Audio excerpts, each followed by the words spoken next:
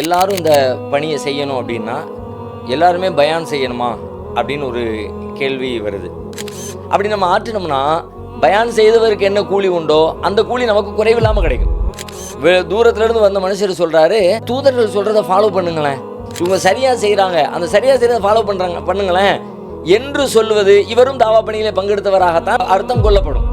என்னுடைய இறைவன் அல்லாஹ் என்று சொன்னதற்காக ஒருத்தரை கொல்ல போறீங்களா? அவர் உண்மையாளராக இருந்தால் அவர் என்ன எச்சரிக்கிறாரோ அது உங்களை வந்து சேர்ந்தது தானே. அஸ்ஸலாமு அலைக்கும் வரஹ்மத்துல்லாஹ். இஸ்லாமிய அழைப்பு பணி அப்படிங்கிறது முஸ்லீம்களாக இருக்கிற எல்லார் மேலேயும் கடமை அப்படின்றதுக்கான சான்றுகளை ஆதாரங்களை குர்ஆனுடைய ஒளியில் நம்ம பார்த்தோம். எல்லாரும் இந்த பணியை செய்யணும் அப்படின்னா எல்லாருமே பயான் செய்யணுமா அப்படின்னு ஒரு கேள்வி வருது. எல்லாருமே பயான் செய்யணும் என்று பொருள் அல்ல. எல்லாரும் இந்த பணியை மேற்கொள்ளணும் என்றால் எல்லாரும் பயான் செய்து தான் அந்த பணியை செய்யணும் என்று புரிந்து கொள்ள வேண்டிய அவசியம் இல்லை. எந்த ஒரு பணியை செய்கிறதா இருந்தாலும், எந்த ஒரு வேலையை செய்கிறதா இருந்தாலும் அதுக்கு பல மனிதர்கள் தேவைப்படுவாங்க, பல்வேறு திறமைகள், பல்வேறு தகுதிகள் தேவைப்படும். அப்போ எல்லாரும் சேர்ந்து அந்த பணியை நிறைவேற்ற வேண்டும். அவரவருடைய தகுதிக்கு ஏற்ப, அனுபவத்திற்கு ஏற்ப, அறிவுக்கு ஏற்ப, தராதரத்திற்கு ஏற்ப தான் என்ன பணி செய்ய முடியுமோ அந்த பணியை தன்னுடைய பங்களிப்பாக அவர் மேற்கொள்ளணும். ஒரு வீடு கட்டுறது அப்படின்னு எடுத்துக்கிட்டால், வீடு கட்டுறதுல பல்வேறு துறை சார்ந்த நிபுணர்கள் அதில் தேவைப்படுவாங்க. அதில் மண்ணளி போடுற ஒருத்தரும் இருப்பார், வெறுமன பொருட்களை தூக்கி கொடுக்குற அளவுக்கு உண்டான உடல் உழைப்பு கொடுக்குறவர் இருப்பார், நுணுக்கமாக அதுக்கு படம் வரைகிறவரும் இருப்பார், அதை முறையாக தச்சு வேலை செய்கிறவர் இதில் இருப்பார். அவருடைய நேரத்தில் அவரவருடைய பணிகளை செய்வதன் வழியாக அந்த பணி முழுமை பெறும். அதே மாதிரி தான் அழைப்பு பணி அப்படிங்கிறது முழுமை பெறுதல் அப்படின்னா அதுக்கு ஒவ்வொருவரும் அவரவர் என்ன பணியை செய்யணுமோ, அவருக்கு என்ன முடியுமோ அதன் வழியாக அதற்குரிய பங்கை அவர் ஆற்ற வேண்டும் என்று இஸ்லாம் எதிர்பார்க்கிறது. அப்படி நம்ம ஆற்றினோம்னா பயான் செய்தவருக்கு என்ன கூலி உண்டோ அந்த கூலி நமக்கு குறைவில்லாமல் கிடைக்கும். இது அழைப்பு பணிக்கு மட்டுமல்ல, இஸ்லாத்தினுடைய ஹோல் கான்செப்டில் நீங்கள் எல்லா இடங்களையும் நீங்கள் பார்க்க முடியும். இப்போ உதாரணமாக சூரா யாசீனில் ஒரு வரலாறு சொல்லப்படுகிறது. அங்கே ஒரு சமூகத்துக்கு அல்லாஹ் ஒரு தூதரை அனுப்புகிறான், பிறகு இரண்டாவது ஒரு தூதர் அனுப்பப்படுறாங்க, பிறகு மூன்றாவது ஒரு தூதர் அனுப்பப்படுறாங்க. 3 தூதர்களையும் அந்த மக்கள் மறுக்கிறாங்க, அவங்களுடைய ஏகத்துவ பிரச்சார பணியை ஏற்றுக்கொள்ளாமல் மறுக்கிறாங்க. இப்போ அந்த ஊரின் கடைக்கோடியிலிருந்து ஒரு மனிதர் வர்றார். குர்ஆன் சொல்லுது, வஜா அமின் அக்ஸல் மதீனத்தி ரஜுலுன் யஸ்ஆ கால யா கௌமி இத்தபிஉல் முர்சலீன். தூரத்துலேருந்து வந்த மனுஷர் சொல்கிறாரு, இப்போ இந்த தூதர்கள் சொல்கிறத ஃபாலோ பண்ணுங்களேன், இத்தபிஉ மல்லா யஸ்அலுக்கும் அலைஹி அஜ்ரன் வஹும் முஹ்ததூன். உங்கள்ட்ட எந்த கூலியும் கேட்கல, அவங்க நேர்வழியில் இருக்கிறாங்க, அவங்க சொல்கிறத ஃபாலோ பண்ணுங்களேன்ப்பா, ஏன்ப்பா நீங்கள் கேட்க மாட்டேங்கிறீங்க அப்படின்னு அவர் சொன்னார். அப்போ இவரும் தாவா தான் பண்ணுறார். இவர் எப்படி தாவா பண்ணுறார்? நபிமார்கள் செய்ததை போல அதே மாதிரி அல்லாஹ்விடமிருந்து வசனங்களை பெற்று வச்சு விளக்கி அப்படி இல்லை. இவங்க சரியாக செய்கிறாங்க, அந்த சரியாக செய்கிறத ஃபாலோ பண்ணுங்களேன் என்று சொல்வது இவரும் தாவா பணியிலே பங்கெடுத்தவராகத்தான் அர்த்தம் கொள்ளப்படும். இது மாதிரி நிறைய விஷயங்கள் நாம் பார்க்க முடியும். மூசா அலைஹிஸ்ஸலாத்துடைய வரலாற்றில் மூசா நபி ஃபிரௌனுடைய சபையில் இவர் மூசாவை என்னமோ வச்சுருக்கக்கூடாது, ஆளை காலி பண்ணிடணும்னு முடிவெடுக்கிறாங்க. அப்படி ஃபிரௌனு சொல்கிறான், தரூனி அக்குத்துல் மூசா, விட்டுருங்க, ஏன்ட்ட விட்டுருங்க, நான் மூசாவை காலி பண்ணிடுறேன் அப்படின்னு ஃபிரௌனு சொல்கிறான். அந்த சபையில் அதுவரைக்கும் ஈமான் கொண்டு அந்த ஈமானை சபையில் வெளிப்படுத்தாமல் மறைச்சி வச்சுக்கிட்டு இருந்த ஒருத்தர், இப்படியே குர்ஆன் அப்படி தான் பேசுகிறது, எக்தும் ஈமானஹு, தன்னுடைய ஈமானை இறை நம்பிக்கையை மறைத்து வைத்து கொண்டு வந்த ஒரு மனிதர் அவர் எழுகிறார். எழுதவர் என்ன சொல்கிறார், அத்தக்துலூன ரஜுலன் ஐய கூல ரப்பி அல்லாஹ், என்னுடைய இறைவன் அல்லாஹ் என்று சொன்னதற்காக ஒருத்தரை கொல்ல போகிறீங்களா? ஐய கூல ரப்பி அல்லா வக்கது ஜாக்கும் பில் பையினாத்தி மிர் ரப்பிக்கும், அவர் உங்களுடைய இறைவனிடமிருந்து தெளிவான சான்றுகளை கொண்டு வந்திருக்கிறார், சும்மா ஒன்றும் சொல்லலை, தெளிவாக தான் சொல்கிறார். ஒ ஈயக்கு காதிபன் ஃபலை கதிபுகு, அவர் பொய்யர்னு நீங்கள் நினைக்கிறீங்க, நெசமாக ஒரு பொய்யராக இருந்தால் அவருடைய பொய் அவரையே சாரும். பொய் சொன்னார்னா பொய்க்குரிய தண்டனையை இறைவன் கொடுக்க போகிறான், இறைவன் பார்த்துக்க போகிறான், அதுக்குரிய விளைவனோ அதை அவர் அனுபவிப்பார். ஒ ஈயக்கு சாதிகன், அவர் உண்மையாளராக இருந்தால் யுசிபுக்கும் பகதுல்லதி எதுக்கும் மினுகு, அவர் என்ன எச்சரிக்கிறாரோ அது உங்களை சேர்ந்தது தானே அப்படின்னு ஒரு மனிதர் எழுந்து அந்த சபையில் உரை நிகழ்த்தியதாக குர்ஆன் சொல்லி காட்டுகிறது. அப்போ இது என்ன விளங்குது? இவரும் அழைப்பு பணியிலே பங்கேற்கிறார் தான். இவர் எப்படி பங்கேற்கிறார்? அவர் அழைப்பு பணியை மேற்கொள்ள இருக்கிற ஒரு தூதருக்கு பக்கபலமாக நிற்பதன் வழியாக, அவர்களுடைய கரத்தை வலுப்படுத்துவதன் வழியாக, அவர்களை பாதுகாப்பதன் வழியாக. இதே மூசா நபியுடைய வரலாற்றில் இன்னொரு மனிதர் வருவார், அவர் என்ன செய்வார்னு கேட்டால், ஆல்ரெடி அங்கே டீம் போட்டு பேசிக்கிட்டு இருக்கிறாங்க. இன்னல் மல எத்தமிருன பிகல் யக்குத்துலூக்க, மூசாவே உங்களை கொல்றதுக்காக வேண்டி பிளான் போட்டு தலைவர்கள் எல்லாம் உட்காந்து அமைச்சர்கள் கூடி பேசிக்கிட்டு இருக்கிறாங்க. ஃபகுருஜ் இன்னி இலக்கமின நாசகின், உடனே கிளம்பிடுங்க, உங்களுக்கு நான் நல்லது தான் சொல்கிறேன் அப்படின்னு சொல்லிட்டு அவங்கள அங்கேருந்து கிளப்பி விட்டார். அவரும் பங்களிப்பு தான் செய்கிறார்.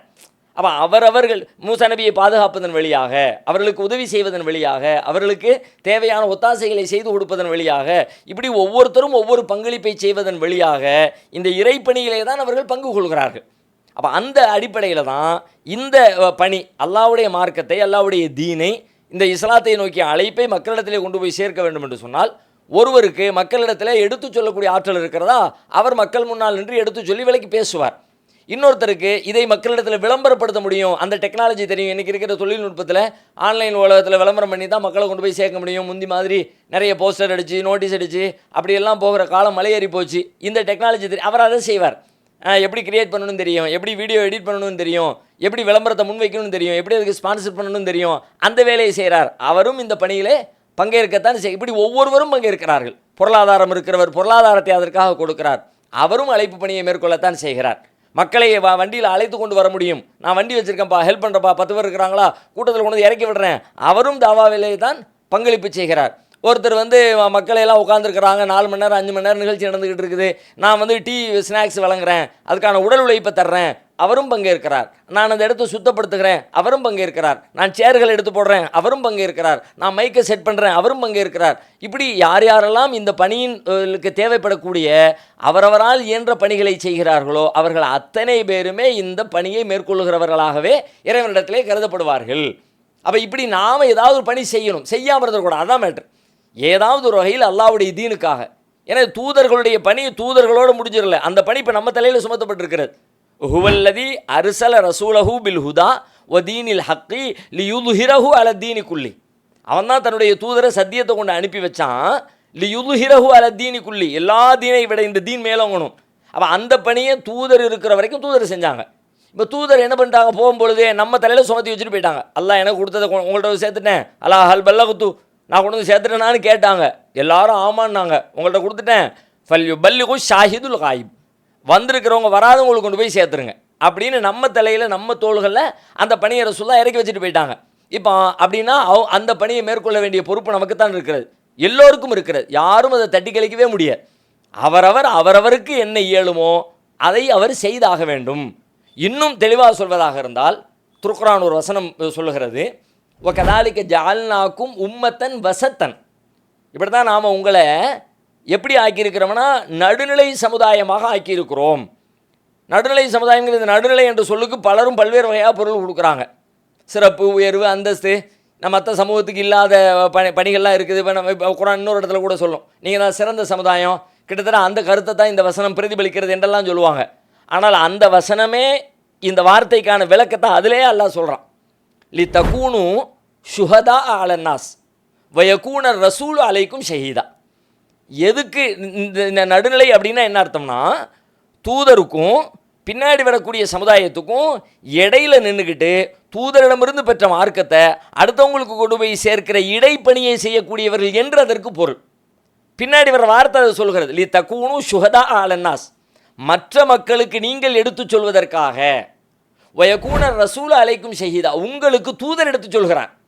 அப்போ தூதர் நமக்கு சொல்லுவாங்க, நாம் மற்றவங்களுக்கு சொல்லுவோம். அப்போ மற்றவங்களுக்கும் தூதருக்கும் மத்தியில் நம்ம நிற்கிறோம்ல, அதனால தான் அதான் மத்தி. உம்மத்தம் வசத்தா, நடுநிலை சமுதாயம். நம்ம நடுவில் நின்றுக்கிட்டு இந்த வேலையை நம்ம செய்கிறோம். நம்ம தூதராக செய்யலை, தூதரிடமிருந்து பெற்று அடுத்த பணியை நம்ம அடுத்த சமூகத்துக்கு கொண்டு போய் அப்போ இது சமூகத்தின் உம்மத்துங்கிறான்ல, உம்மத்தன் வசத்தா, உம்மத்தாகவே உங்களுக்கு அந்த பொறுப்பு வழங்கப்பட்டிருக்கிறது அப்படின்னு குர்ஆன் சொல்கிறதுலேருந்து இந்த உம்மத்தில் இருக்கிற யாருமே அந்த பொறுப்பை தட்டி கழிக்கக்கூடாது. அவரவருடைய தகுதிக்கும் அறிவுக்கும் திறமைக்கும் வாய்ப்புக்கும் ஏற்ப இந்த பணியை அவர் மேற்கொண்டு ஆக வேண்டும். ஹதீஸுகளில் கூட நீங்கள் இதுக்கான கூடுதல் வேறு விஷயங்கள்லேருந்து இந்த சான்றுகளை நீங்கள் பெற முடியும். எப்படி பெறலாம் அப்படின்னா, ஒரு நபிமொழியில் ரசூலுல்லாஹ் சொல்கிறாங்க, ஒரு பெண் அவளுடைய வீட்டில் இருக்கிற உணவு எதையும் வீணாக்காமல் ஏழை எளிய மக்களுக்கு தர்மம் பண்ணுறா. அப்படி அவள் தர்மம் பண்ணுனா காண அஜுருஹா பிமா அன்ஃபகத், அதை செலவு செஞ்ச அதை தர்மம் பண்ணினதுக்கான கூலி தர்மம் நன்மை அல்லாஹ் அவங்களுக்கு அந்த பெண்ணுக்கு கொடுப்பான். ஒலி ஜௌஜிஹா பிமா கசப, அந்த பணத்தை சம்பாதிச்சார்ல கணவர், சம்பாதிச்சதுக்காக வேண்டி கணவருக்கு தர்மம் செஞ்சது அந்த அம்மா தான். ஆனால் சம்பாதிச்சு கொண்டு வந்து கொடுத்தாருல, சம்பாதிச்சதுக்காக வேண்டி நன்மையை கணவருக்கு கொடுப்பான். ஒளியில் ஹாசினி மிசுலுது ஆலிக்க, இதை ஒருத்தர் கணக்கு விளக்கு பார்க்குறக்கு ஆள் வச்சு ரெடி பண்ணுறாங்கன்னு வச்சுங்க, அந்த கணவருக்கு அந்த கணக்காளருக்கு இவருக்கு கொடுக்குற மாதிரியே கணக்காளருக்கும் எல்லாம் கொடுப்பான். ஆனால் ஒருத்தருக்குரிய நன்மை இன்னொருத்தருக்கு குறைக்கப்படாமல் எல்லாருக்கும் கொடுக்கப்படும் அப்படின்னு ரசூலுல்லாஹ் சொல்கிறாங்க. அப்போ இந்த தர்மத்தில் அத்தனை பேரும் பங்காளிகள் ஆகிட்டாங்கல்ல. ஆக்சுவலி தர்மம் செஞ்சது நேரடியாக செஞ்சது யார்? அந்த அம்மா தான் செஞ்சாங்க. இவங்க யாரும் நேரடியாக செய்யலை. இவர் சம்பாத்தியம் பண்ணார், இவர் கணக்கு பார்த்தார். ஆனால் இப்படி ஒரு கணக்கு பார்க்குறவர் இருந்து தான், இப்படி சம்பாத்தியம் பண்ணுறவர் இருந்து தான் இதெல்லாம் நிகழ்ந்தால் தான் அந்த அம்மா தர்மம் பண்ண முடியும். அப்படி இல்லைன்னா இந்த பேச்சாளர் பேசணும், மக்களை கூட்டிக்கொண்டு உட்கார வைக்கணும்ல, விரம்பலம் பண்ணணும்ல, ஏற்பாடுகள் பண்ணணும்ல, கேமரா செட் பண்ணணும்ல, மைக்கு வைக்கணும்ல, ஃபேனை போடணும்ல, சேரை போடணும்ல, அது எதுவுமே நடக்க, எல்லாத்தையும் அவரே செய்யணும்னா ஒரே ஆளே செய்யணும்னா எப்படி செய்ய முடியாது? எப்படி நடக்கும்? நடைமுறை சாத்தியமா? ஒரு நாள் செய்வார், மறுநாள் ஒரு நாள் கூட செய்ய முடியாது. அப்படியே எடுத்துக்கிட்டால் ஒரு நாள் செஞ்சால் மறுநாள் அவ்வளோதான் முடிஞ்சு. இது முடியாதுப்பா நம்மளால். மேலேருந்து கீழே வரைக்கும் மொத்தத்தையும் நானே பார்க்கணும் எப்படி முடியும்? எந்த பணியும் யாராலும் நிறைவேற்றப்பட முடியாத பணியாக மாறி போய்விடும். எனவே அனைவரும் இந்த அழைப்பு பணியிலே பங்கேற்க வேண்டும் என்பது மார்க்கம் வலியுறுத்துகிற ஒரு கடமைதான். அவரவர் தகுதிக்கும் திறமைக்கும் ஏற்ப பங்கேற்றால் போதுமானது. அனைவருமே பேச்சாளர்களாக இருந்துதான், அனைவருமே ஆய்வாளர்களாக இருந்துதான் இந்த பணியை மேற்கொள்ள வேண்டும் என்கிற பொருளில் அதை புரிந்து கொள்ள வேண்டிய தேவையில்லை.